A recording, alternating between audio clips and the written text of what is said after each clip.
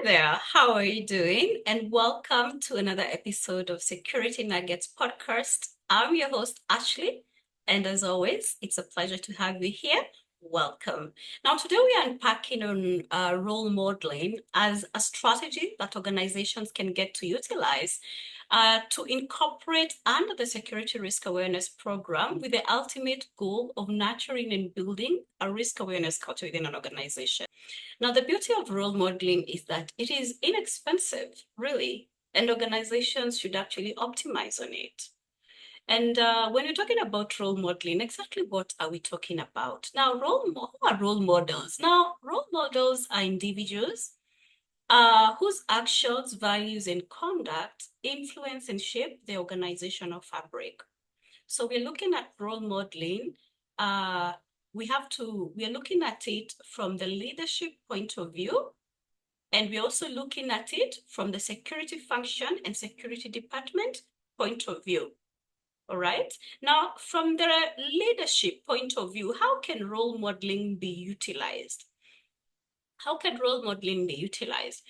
It can be utilized by ensuring that organization leadership, all right, are in the forefront of practicing and implementing security practices so that they can set the tone, they can set the pace, and they can set standards for the rest of the organizations to follow, the rest of the organization employees to follow, all right? They're basically saying this, look, we are senior management and we are following these security practices and measures, and we expect anybody down, anybody else within the organization, it should follow without exception. All right. That is why it is very, very important. The mistake I see some organizations doing is exempting senior managers from following security measures. And that is very wrong. Okay. Security should not be exempted from anybody. In security, the goal is to trust but verify. Okay, so senior managers should not be exempted from security measures or practices. Neither should they be encouraged to circumvent them when it suits them or for their own interest. No, to the contrary, they should be seen to respect them and also to champion them so that the rest of the organization can follow suit, okay? And when we are looking at role modeling from the security department or function point of view or angle, we are basically relying on security personnel and employees to set that good example for the rest of the employees within the organization. All right. We are expecting security employees or security personnel to implement security measures and practices, all right, effectively without undercutting them. We are also expecting them to work with very high standards of integrity and ethics when they are doing their day-to-day duties. All right? We don't expect them to be compromised. All right? So that they can be good examples. They can set the tone. They can also help to set the tone for the rest of the organization, because you cannot be on the forefront of ensuring that security measures are being implemented, and you're the same individual who is breaking those procedures and protocols. You're not following them.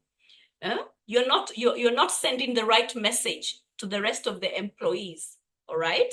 Now I say the mistake some security employees do, they let themselves be compromised.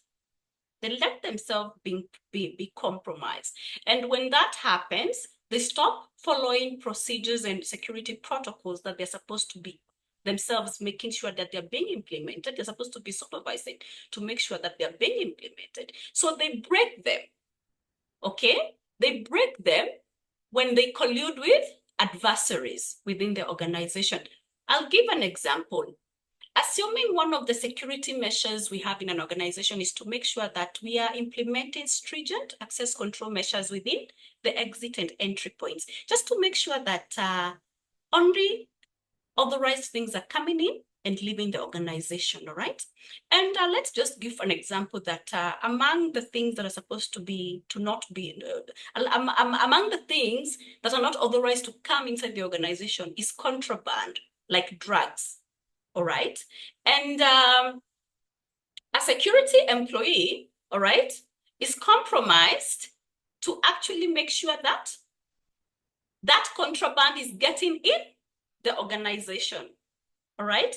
By making sure that some employees are coming in and getting inside the organization or institution with that sort of contraband, or by them themselves coming in and getting that contraband in the organization, all right?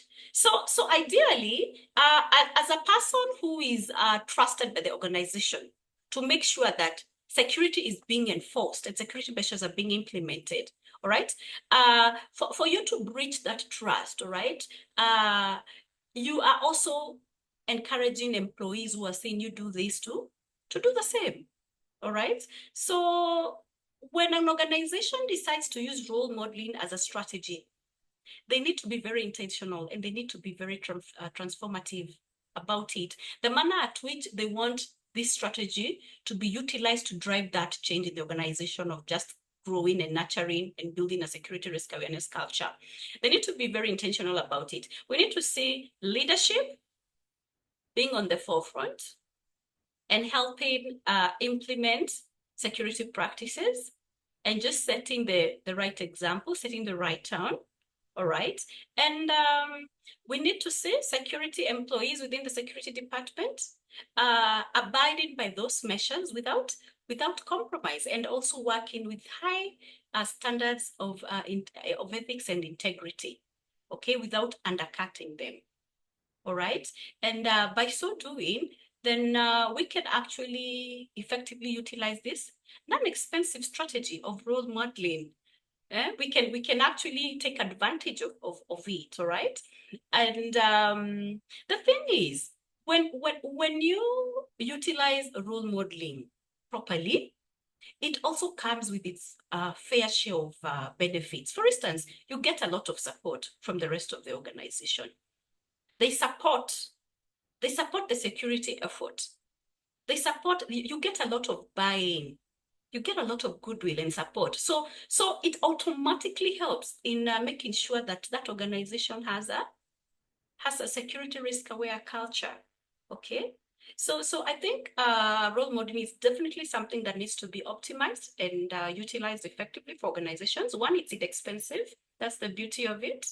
And two, it's doable. I mean, why not? Unless there's someone in leadership or someone in the security department who has an agenda and will not want this implemented. But, it just goes to show how much role modeling can be beneficial when used effectively, just to eliminate those sort of challenges from happening. All right.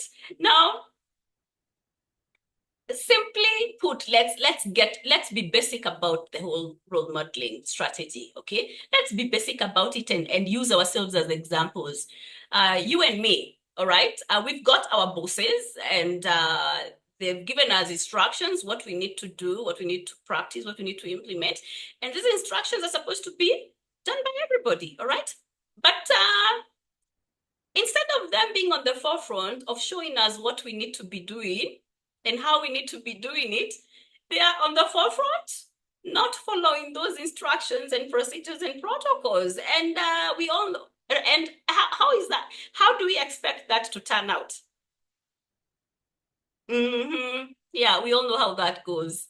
We don't follow. We don't follow those procedures and instructions, okay? And even if we do, a very small margin, okay? Most don't follow. It's human nature. It's human nature, all right? We follow when there is a good example set, all right? When there's good role modeling, we follow, all right? When that lacks, then it becomes a bit challenging for us to do the same. So I hope you have you have taken in on another strategy that we can incorporate in security risk awareness program. Now, our previous episode, we talked about training, security training as another strategy that needs to be incorporated in a security risk awareness program. If you missed out on that, kindly have a look at that episode. And today, now we've talked about role modeling, okay? We still have a few strategies to unpack, which we shall continue doing moving forward, and I look forward to that. In the meantime, I want to hear your honest opinions. In your organizations, is leadership setting a good example? Are they good role models when it comes to security practices and measures? Are they good role models or not? Are they undercutting? Yeah, what's your take on that? And the security professionals and personnel you have, how are they going about it? Okay, and what else do you think can happen under role modeling just to optimize on this inexpensive tactic? I look forward to reading your comments. Kindly like the episode if it has been beneficial to you. Kindly subscribe so that you can keep up with our ongoing insights, and share where necessary to organizations or individuals who might benefit from this. I'll appreciate that. So until next episode, it's been a pleasure to have you here. Thanks for watching, and goodbye.